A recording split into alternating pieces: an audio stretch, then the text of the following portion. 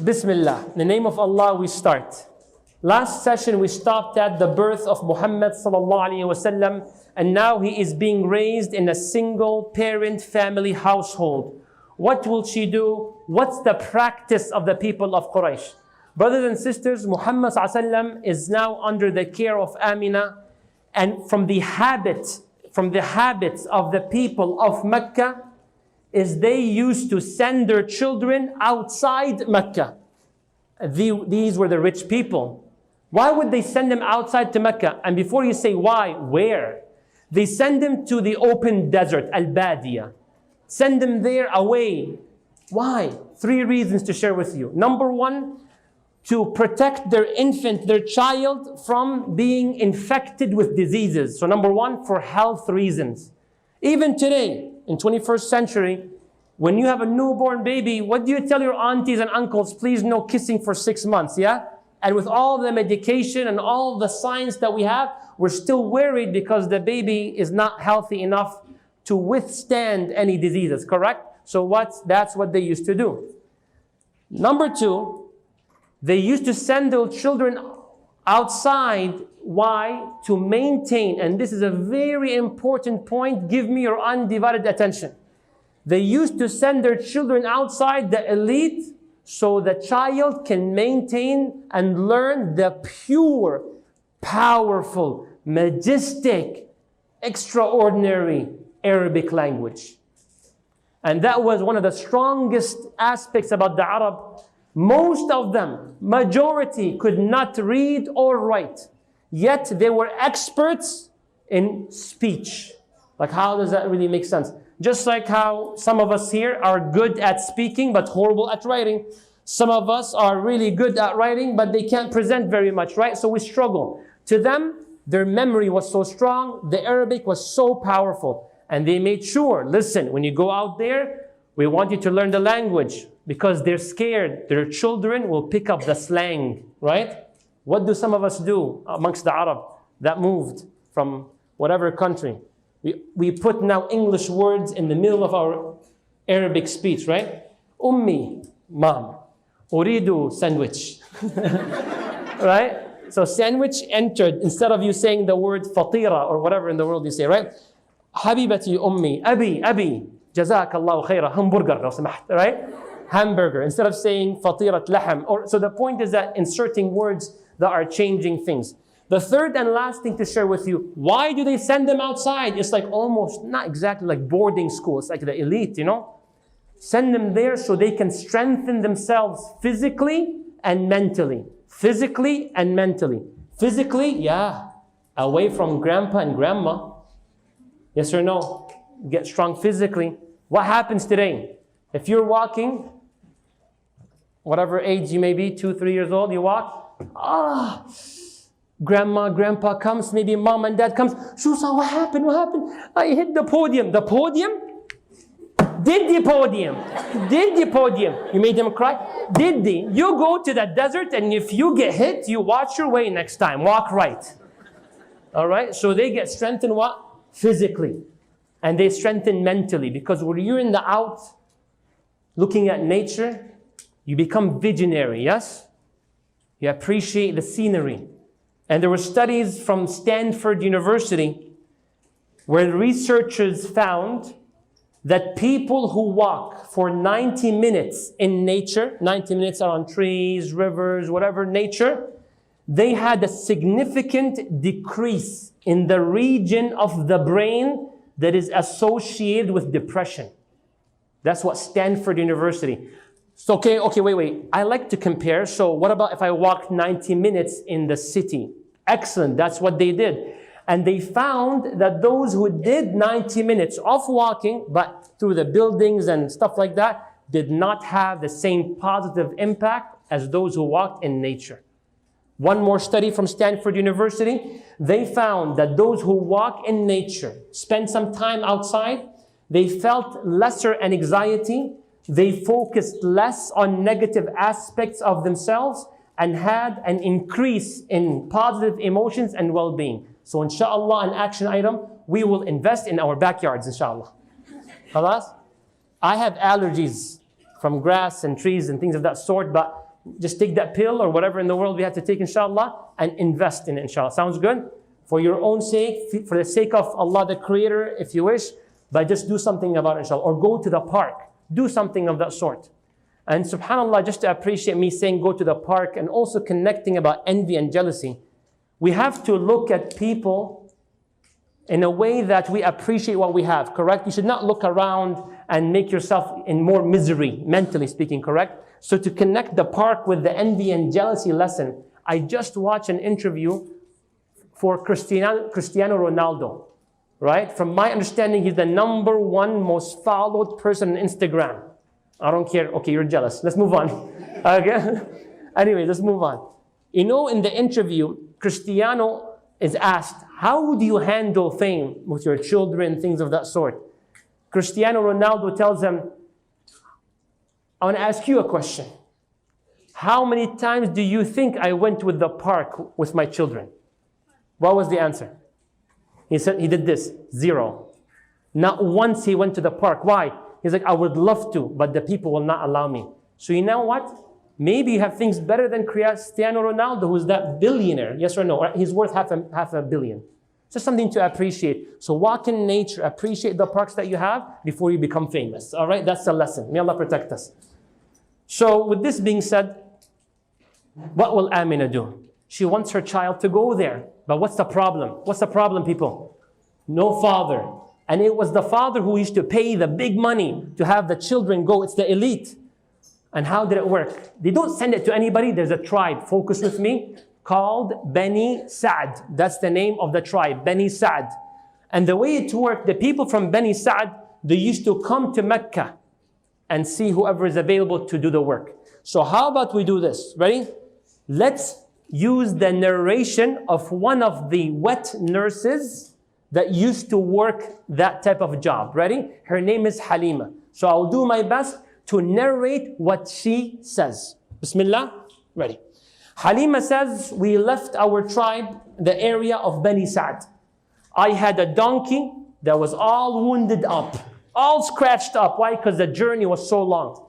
And with me was my husband Al-Harith, and with me was my son, and with me was a camel that hardly gave any milk. My son was crying all the way. Why? I'm not having much milk and we're struggling. We're going through some drought. It's not raining. But once we arrived to Mecca, and my donkey was so slow, it was embarrassing. I was one of the last ladies to arrive. We got there. For example, they set the booth, pamphlets. Here you go, sir. Go to the high-end areas who can pay.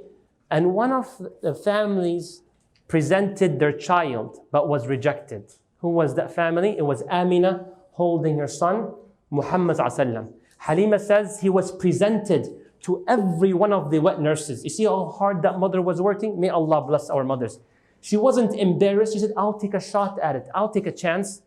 She went to every wet nurse and they all turned him down. Halima says he was an orphan. Who pays? The father. How can we expect the mom to pay, or the uncle who has lots of children, or the grandpa who has a lot of responsibilities? She said, so we ignored him. Ya Allah. Then we went and she said, every one of my colleagues, every one of them got a child except me, which is not the usual, because usually there's what? A waiting list. But this is the time. I don't have a child. She told her husband, listen, this is embarrassing. I'm not going to go back to Bani Sa'd without a child. So what do you have? The only option is that orphan. This orphan.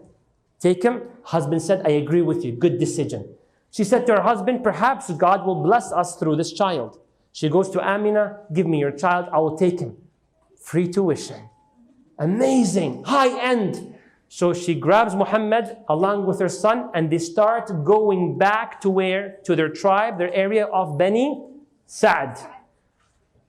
How was her donkey doing? Horrible, eh? All of a sudden, Muhammad is here, her other son is here, the camel is here, and her husband Al-Harith. All of a sudden, the donkey, going so fast. What? She was shocked. What is going on? Other people like, hey, Halima, is this the same donkey or you changed it? It's the same one, but this boy is good luck. And she's going through the donkey, through horses, and like, imagine the donkey, what's up, right? And then going through the camels and the horses and no elephants at this time. So then proceeding, then she said, my husband, we took a break and my husband came and just checking on the camel. Oh, full of milk, Halima. This boy is something else. Good luck. They milk the camel. Halima drinks. The father drinks. Halima breastfeeds her son and Muhammad sallallahu alaihi wasallam. And she says, finally, my son who was crying all day and all night, finally got to sleep with rest and peace. Then eventually they went back to Bani Sa'd. It was what? Drought, remember? No rain. But they have to send their sheep to eat. So Halima sent her sheep, and for the first time in many days, if not weeks, if not months, they come back not with that quarter full, but full stomach. Sheep are like loaded. Wow. People are like, Halima, now how is that possible? So they told the people, listen, whatever Halima sends her sheep, we send all our sheep, okay? I don't care where she goes, we go after her. It's like someone when they're fishing, right? Sit next to him. Well, it's not about where the position is, but let's proceed. So they send the sheep next to Halima. Halima's sheep, they come back what? Full. The other sheep, what is this? What is it, like a prank? And they come back hungry and they're struggling. Halima told her husband Al-Harith, this boy is something special. Blessed boy. Then the period of which the child stays at that boarding school or at that place is usually about 2 years or so. And the mother, without a doubt, would to visit every now and then. And Allah knows best. The time came, and now they want to do what? They want to go to Amina. Why? To have the stay to be extended. We beg you, Amina, your child, amazing. Blessings upon blessings from your child. We believe he's a good luck. Then Amina said, no, I want my child back permanently. I'm not sending him back and forth anymore. It's over. Halima said, listen, Amina, listen. Pollution is serious. Okay? And Amina, at that time, she was sick. So Halima said, Amina, you are sick. Yes or no? Say it. See? Yes, you're sick. He's not ready. Yes, he's growing faster than other children. I agree with you. And he's maturing pretty quick and he's picking up the language. He's pretty awesome. I'll tell you, he's above average child. But still, don't take risks. Keep him with us for a little bit. Back and forth. What happened? Stay is extended. And Amina says, okay, go ahead, keep him. But brothers and sisters, once Muhammad comes back, all the blessings that they're witnessing, if you wish to say it's divine from the Creator, say it. If you wish to say that's good luck, say it. But let's proceed. 3-4 months later, Halima's son is playing with Muhammad ﷺ. Now they're running and walking, getting older. And all of a sudden, the son of Halima runs to her crying, Muhammad, I think he got killed. What? So what happened? The boy says, Mom, 2 people came, 2 adults, they came. They grabbed baby Muhammad, put him on the ground. They ripped his chest, did something with his body. And I don't know. Halima ran with who? Her husband Al-Harith. They saw Muhammad, he was standing, paled face, nervous. When Muhammad ﷺ saw him, that baby Muhammad, he ran to Halima and he hugged her, started crying. Muhammad, what happened? My beloved, what happened? I was with 2 people, they came while I was playing. They put me on the ground. One guy ripped my chest, did something. Then he sewed me back with the skin and stitches. There is a mark of stitches. What? Al-Harith said, oh my God. Harith said, Halima, he lost it. I'm telling you, return him back to quickly before anything happens, please. Halima, she was thrown off. Did that story throw you off a little bit? So did Halima. So proceed. They go back to Amina early. Amina, I think your son is ready to go back home forever. Okay? Amina's smart. She tells them what's the story, what happened. She said, no, nothing. He's growing, as you can see, above average height, above average strength, above average speech. Like, what do you want more than that? She says, don't play games with me. You were begging me for him to stay, and now you're begging me for him to return. What's the story? Nothing. Why you're... She pushed back until Halima opened up. Listen, my son said and your son said, both exact same story. So these are two proofs, plus the third one, which was what? The scarred, stitches. Who does that? No one does surgeries at that time like that, open heart surgery. Maybe to you, by the way, now it's like, yeah, so what? Yeah, no, 6th century, people. 6th century. So then Amina said, okay, and so we're going to return him back, and we think your son lost it. She said, no way my son lost it. No way. My son is a blessed child. When I was pregnant with him, the delivery was amazing. It wasn't so difficult, not just that. When I was pregnant with him, what happened? I had a dream. That light came from my body that gave light to all the north, all the way to the Roman Empire. Give me my son back. No, he didn't lose his mind. And Muhammad ﷺ now, what happened after that strange incident? He goes back to his mother, Amina. Being with his mom, Amina, was a beautiful time. Imagine you have a child growing now, 6-year-old, like a first grader, respectful, listens, amazing, beautiful child, such a sweetheart. And then Amina wants to do something amazing. You guys ready for this? Ready? Amina's family in the first session, where were they from? Medina. Okay? So now Amina, she wants to go see her family in Medina. But what she will do is, this caring, loving mother who cares about her family, she will include her son Muhammad ﷺ in the trip. How far is it? 300 miles, about 4 to 5 hours drive. But these days there's no cars or air condition. It may take days, it may take so many, I don't know, maybe in a week, depending on the situation. Muhammad, ready? Let's go. Before I proceed, can we learn that from Amina? Can we? What? First of all, to stay in touch with family. And number 2, when you as a mom or dad call your brother or your sister, pass the phone to your son and daughter. Even though they may not understand the language, struggling. Oh, okay, mama. Oh, Eid Mubarak. Okay. Salam alaikum. Okay, right. It's okay. It's okay. Keep a connection. Keep a connection. That's what Amina wants to do. Can we do that, inshallah? Brothers, youngsters amongst us, we promise next time mama says the phone, gives you the phone like, okay, with a smiling face, inshallah. Let's proceed. Let's proceed. So Amina with Muhammad ﷺ, are they alone? To the most part, people don't travel just like that, mother and son. Because remember, the safety is not the greatest, correct? So they would have possibly a very close friend to Amina, who is Ayman. Possibly she was with them. Close friend and companion to Ayman, she was with her the whole time. In addition, you know we have GPS today. They had their own GPS, but who's a human being. He knows the way to Medina. Ready? Let's go. And they go, and they go, and we all know that when you travel on a road trip with someone, you have the strongest bonds, right? Imagine you drive from Detroit to New York. You tell them all the secrets in the world that you have, yes or no? 10 hours, everything. And you make up stuff too. Like I know what happened too? 75 years ago, I mean like 57, right? Because you talk and talk, there's nothing to, you're dying, right? Forget that. Think of Amina and a wonderful child like Muhammad ﷺ.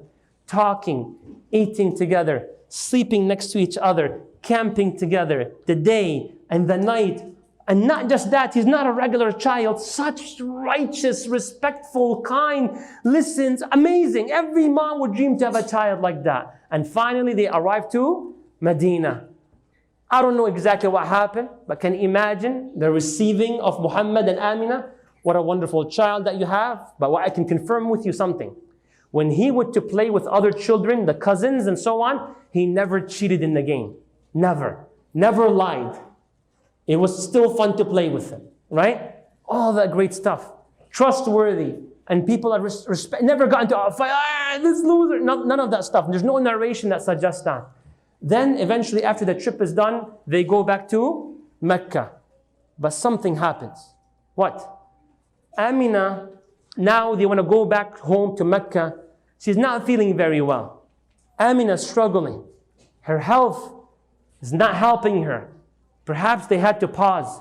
Muhammad ﷺ, 6 years old, like a first grader, is seeing his mom suffering. There are no doctors or anything that can help her, and he's feeling helpless, and he sees his mother, and she's now on like her deathbed. And She's struggling. Amina is not breathing. Amina is very much struggling. Amina's heart stops. Amina dies. He becomes an orphan once more. The people feel horrible for Muhammad. They're sad for the death of the mom for sure, and Amina, a great wife for Abdullah, a great mother for Muhammad, a great daughter for the family she went to visit, a great sister she was. And this orphan here comes once again. The people in that crew that were going back to Mecca, they believed it's not wise to keep the body for another 150 miles. So what will they do? Bury her where she died. You know what does that mean? There's an extreme high chance that the one who had to help with the burial was who? Muhammad sallallahu alaihi wasallam. Not much people here. And imagine the emotions happening, and there's no way out of it. May Allah bless our moms and dads. Very difficult for amongst us who have their parents around. Please do not take them for granted. Please. You see how sudden things happen, yes or no? Just went right away. So may Allah allow you and I, that the day your mom or your dad or you leave will be a day which you remember that you left on good terms. Say Ameen. Because wallahi, I swear by Allah, if your mom or your dad or you leave on bad terms, the level of guilt that will happen is something I don't know if it will ever be recovered. And some people who experience that know very well. May Allah protect us. And now, I'm not speaking to the children, I'm speaking to mom and dad. Mom and dad, your presence in your child's life is it's priceless. It's priceless. Studies have shown one after the other that the excessive absence of a father is so detrimental upon the child. It shows that when a father is gone for long periods, and specifically the father is pretty much like dead, the chances of the son or the daughter of having a psychiatric problem is 1 to 5. Out of 1 to 5 children who have such situation, they have psychiatric problems. May Allah bless our children. Say Ameen. So please, when you see an orphan, think of that. Help them out. We had people at Wayne State University presenting to us when I did my master's in business administration, all about management and stuff. We had people, millionaires, coming to our places. And they will come, and I've heard one after the other, presenters, guest speakers saying, please, when you go into your MBA program, you'll be busy. Yes, you'll make good money, but you gotta watch out. Family comes first. Family comes first. And one of them cried in the presentation. It shook us. One of them said, I went to my daughter's graduation ceremony. She saw me after the ceremony and she graduated. She told her dad, what are you doing here? Said, to witness your graduation. She told him, you did not witness anything from my life till now you come. Are you feeling bad for it? There's 2 ways to look at it. The girl should have been more grateful because he paid her tuition. Yes, but my angle of discussion is the father's absence. Why? For more money unnecessarily. Are you guys with me? So why am I saying it now? Let me finish it here. If you're in the process of moving to a higher end place and whatever the situation is, at the expense of your family, think of what was said, do some research.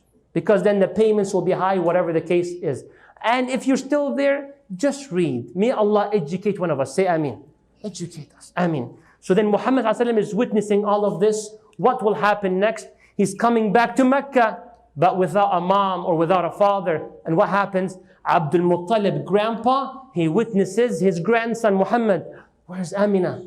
She's dead. Can you imagine how he felt for his grandson? Like, what are the chances? So he takes care of his grandson and he loves them so much, people. May Allah bless our grandparents. Say Ameen. Love them so much.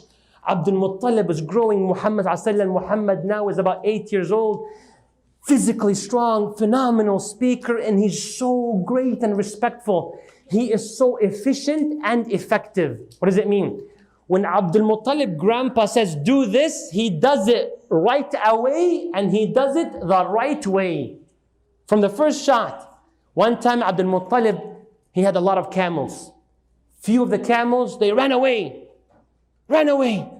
So then what happened? He told, Ya Muhammad, go after the camels. Please get them for me. And Muhammad started running so fast. Running after the camels. But you know what's the problem? The camels went and went until Abdul Muttalib grandpa can no longer see Muhammad. And Muhammad went and went after the camels until Grandpa can also no longer see him. He got so worried, so nervous. Muhammad, waiting for perhaps hours, so nervous. Then he started going around what? The Kaaba. Then he said, Ya Rabbi, rudda rakibi Muhammada. Ruddahu ilayya wastani' indi yada. Oh my Lord, please bring back Muhammad. Oh my Lord, do me this favor. Bring back Muhammad. Oh my Lord, bring back Muhammad. Oh my Lord, do me this favor. Bring back Muhammad. He is saying it and so emotional, perhaps crying. It caught people's attention. Isn't this Abdul Muttalib? Isn't this one of the chieftains and the leaders of Quraysh? He is. So what's going on with this man? His grandson is lost. He kept praying, Ya Rab, return back Muhammad. You saw the connection. You see it. You feel it. And guess what happens? After some time, who comes? Muhammad ﷺ. Only Muhammad and the camels. Here you go, Grandpa. So Abdul Muttalib comes to Muhammad. He says, Ya Bunay, son, my beloved son, I was so sad for how absent you were. I was so much in pain that I do not think I will ever recover from it. I'm in so much pain. I know you're back, but the pain will always be there in my heart. And how do you think Muhammad felt? I'm that precious to you? Yes, he was. But once again, now what? Growing, seeing his grandpa not doing too well. His grandpa's health is going downhill. His grandpa struggling, his grandpa on the deathbed. Muhammad witnesses that. Muhammad is around, living in Mecca with his grandpa. Abdul Muttalib, grandpa dies. How long he spent with him? Roughly about 2 years. The upbringing is getting very difficult. May Allah protect us. Say Ameen. Muhammad ﷺ, will you agree with me? Muhammad is experiencing things people in their 40s and 50s experience. Yes or no? He's seeing things and he's learning as a sharp, mature person that life is temporary. Yes or no? And he's learning it's not just temporary, it is sudden. Like it just ends any minute. He's learning all of that stuff. So once again, learn these things, brothers and sisters. So what will he do now? He went to Abdul Muttalib grandpa, and now he moves to fifth move to his uncle Abu Talib. Abu Talib, a wonderful man. Respected and respectful. Had a lot of children, and now he included under him who? Muhammad sallallahu alayhi wasallam. Say sallallahu alayhi wasallam, which means peace and blessings of Allah may be upon him. So then Muhammad sallallahu alayhi wasallam with his uncle Abu Talib. How old is he now? He's getting older, smart, sharp. He's about 12, 13 years old. Okay, what will he do now? He will become a man. In addition to what of a man he was already, he's just growing. And he realized, I'm not going to be independent completely. He realized that I don't want to be a burden on anybody. I want to lift other people's burden. Can we be like that? May Allah make us not burden on others, rather be people who lift other people's burden. Say Ameen. And that's what he was, about 12, 13 years old. Okay, and what does he want to do? He wants to join his uncle into a business trip. Interesting. Abu Talib is going on a business trip where? To the suburbs of Mecca? Around Mecca? No. Really? Where does he want to go?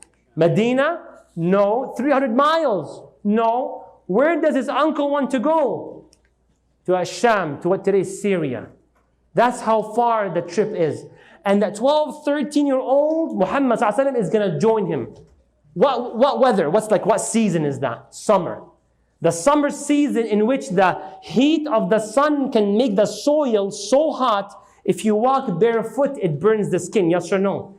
The heat of Arabia in the summer that will make an egg cooked without water. The heat of the sun and the sun rays from that weather, that if you look directly, it might make you blind. Yes or no? With all these factors, I'm going to go with my uncle, help him out because I want to be a responsible person. And that's another lesson, just a minute or two, please bear with me, of being responsible individuals. Can we be responsible, inshallah? You know, I'll be honest with you. Sometimes you're like, responsible of what, right? I feel you. And I'm guilty of that sometimes. So what do you suggest? The people of knowledge, parents, and so on and so forth, should be the ones that set what? Expectations. What is it that is expected of you? Well, that sounds pretty formal. Listen, when you go apply for a job, does the hiring manager not tell you, we expect of you in this job to do 1, 2, and 3? And us, and maybe those watching who are in this zone of parents coming from overseas and you being born here, you'll be pretty confused of what is expected, yes? So expectations is in accordance to where you live and the cultures and the norms of your family. I got you, as long as they are realistic. You like that? Got that? Realistic, right? It's not like you're 22 years old. Now you are responsible for 78 of your family members back home. How is that realistic, right? Within realistic norms. And sometimes it's tough on you, but may Allah make it easy on you. Say Ameen. So it's only common sense. The more you grow, the more responsible you are. When you were a little baby, you had the bib, right? So they cleaned your mouth for you. They fed you. They washed the dishes for you. Now, you're 15. You eat from the plate, the expectation, you put it into the sink. Wow, seriously? Not just that, you put back the chair. Allahu Akbar. Both, not just that, if you're tall enough, you wash the dishes. La. Is that expectations, yes or no? Yes or no? I guess people are like, it depends on the culture. What culture are you from, right? So, and then, khalas, if you don't have washed dishes, put it in the dishwasher. Allah hook it up, right? So there's expectations. The older you become, that's how life becomes. May Allah make it easy. Say Ameen. Next, works as a shepherd. Why? Working as a shepherd was a low-class job. Yes. But he's back from the trip. About 2,000 miles round trip. He's back to Mecca, but I'm not going to wait till the next trip. They don't do it every time. So instead of me waiting for the next trip, in the meantime, I will work as a shepherd. That's so interesting. You know what one more lesson we get? If I were to stop at everything, we may not end, correct? But just a minute or two. Working as a shepherd. You know what does it teach you and I? What does it teach you? Having below minimum wage. One of the things that it teaches me as I'm reading is that don't be shy to start from the bottom. Yes or no? Don't be shy. Just last week, I was with a brother who does some really good business. He told me, I didn't even bring up the lecture or anything. He told me, people, I don't know what's wrong with the young adults these days. I'm like, why you say that? He said, I tell them, I'll give you this much money. I know it's a simple job, but you'll grow from it. But he said, I don't start with that wage. So if that's what's available and that's what you're capable, then why you're showing up to the bigger status that you're not worthy of yet? Yes or no? And I'll be honest with you, I was having issues with that as well. I had my beautiful mother, she came to me one time. I got married to my wife, I'm expecting a child. I finished my engineering degree around one of the worst recessions I experienced. Obviously, because I reached that point where I'm looking for jobs and so on. I've been applying for jobs, but no one is calling me. No one. So once I finished my bachelor's, instead of waiting, I entered into my master's in business administration. So when you do your master's in MBA, you look for management positions in general, correct? That's what MBA qualifies you for. So I was applying, and then my mom said, so what's happening? I said, Mama, I'm applying for jobs. She's like, okay, which jobs? I said, like engineering management. She's like, Majed, you want to be an engineering manager when you were never an engineer yet? Okay, Mom, what do you want? Right? So she drew me this thing on the paper. That's it. She drew me a line. She said, Majed, you're applying for jobs that are here on the top. Engineering manager and Mish'arif want to do stuff like that. When in actuality, you are here. I'm like, okay, ego crush right there. Jazakallah khairan. Only moms can do that. But yallah, it's okay. Wallah, my friend said that to me. I will put him here. Okay? Right? But your mom is saying, and she drew on paper. So she said, so therefore, you don't apply for management positions, apply for entry level. You barely have any experience. I applied, Allah's my witness, over 200 jobs. No one is calling. Brother, not even an interview, not even one interview. I went to the extent that I applied for jobs under that circle. Wallahi. I applied for co-op positions, internship. You know what's that, right? It's for students, not graduates. But that's how desperate I was. I'm waiting for a child who's coming on the way. My father-in-law and the family was going to happen, right? But I was blessed with the phenomenal in-laws. And may Allah protect us. Say Ameen. Allahumma barik. Ameen Rabbil Alameen. May Allah protect us from envy and jealousy. May Allah protect us. Anyway, may Allah grant you all blessed in-laws. Say Ameen. So expecting that child, and I'm telling my mom, so I applied for a co-op position. And then that was the one and only one phone call I get. Can you imagine? Hello? Yes. You applied for a co-op position at Chrysler headquarters in Auburn Hills, Michigan? Yeah, that's me. Well, we have an interview for you on such and such date. Okay, I'll be there. Crossing the borders. I used to live in Canada, coming to Chrysler, waiting all nervous. Got to the interview.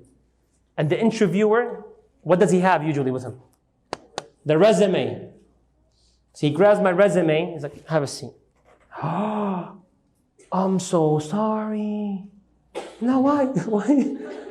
He's like, you finished your bachelor's in engineering, and this is for students. I said, that's okay. I have no problem. I'll work 3 months, 4 months. So it's okay. We step by step, brother. I'm here. Right? I didn't tell him that. I'm just adding it for the flavor for you guys. Okay? I said, no, it's okay. He said, no. He said, okay, listen. We can't do that. But guess what? We just have a recent opening, a full-time job. What do you think? Yeah. Whatever, right? But it needs to be to 5 years of experience. But we can try because we need people. Recession took people outside the company. We're desperate. We need someone ASAP with Allah's blessings. Then my mother's help, alhamdulillah, I got the job at Chrysler, full-time. You know what's interesting? The way I did it was what? Mom's pushing me. Mom is pushing me. Go, right? Step on your ego. Muhammad ﷺ did it on his own. You feel it? On his own. I'm not shy. And against all odds, brothers and sisters, against all odds, he gets to that shepherd type of job where he cares for sheep. Okay, and what's so interesting? When you care for sheep, you grow skills. Yes, you grow skills. You see the sheep, so you grow the skill of courage. Yes or no? Why? Because they're away from the wolves when they come. When you care for sheep, Muhammad ﷺ, he grew his skills of problem solving. A sheep knocking up the other one. You know what? You get away from here and then you go there. And teachers, in a way, with all the respect to children, don't take it personal, kids. Relax. I have 4 kids of my own. May Allah protect us. Say Ameen. When you have the shepherd type of jobs, you want them to stay united. Yes? So when you see one sheep went astray, whatever, that shepherd doesn't say, you know what, you want to be cool? I can't wait for the wolf to eat you. No, that shepherd has to go all the way there nicely, the art of advising to keep the unity. You're like, okay, I don't know if I can really relate to that. No, you should relate to that. You absolutely should be able to. How? How can he improve his skills with human beings when he's walking with sheep and working with sheep? Do firefighters, do they not bench press and lift dumbbells? Yes or no? Yes. And they work with steel? Why? Because when there's a house burning and they have to go inside and pick up a human being, they're able. Yes or no? So when he does such jobs, it's growing his skills even when he treats and talks to human beings. Are you guys with me? So similarly, he also learned the skills through what? Through business, remember? So he's growing, and against all odds, he was remarkable. He was truthful. I'm not saying, brothers, for a year or two. He was always truthful. Not once did he lie. Not just that. He was a family man. He loved his family. He was always there with them. But you said mom and dad passed away and grandpa. Yeah, but there's extended family, cousins and whoever is around, uncles and aunties right there. Such a great family man. People love Muhammad. Muhammad is becoming the golden young adult of Mecca. They love him so much. Muhammad ﷺ was so helpful, not just to the family, but even those around. Something remarkable. Muhammad ﷺ was so thankful. He never forgot where he came from. So can we promise that? I will never forget where I came from. Remember that drawing? I'm not a top manager now. Relax, not yet, inshallah. But this is something to appreciate. Never forget where you came from. I came as a refugee, so I should never forget where I came from. I learned 2 years of ESL, so I should never forget where I came from. I'm sure many of us have stories here as well, yes or no? So never forget where you came from. He was so thankful to all those who did good to him. Not just that, he was very friendly and hospitable. People loved to hang out with him. People loved his house. He was always ready.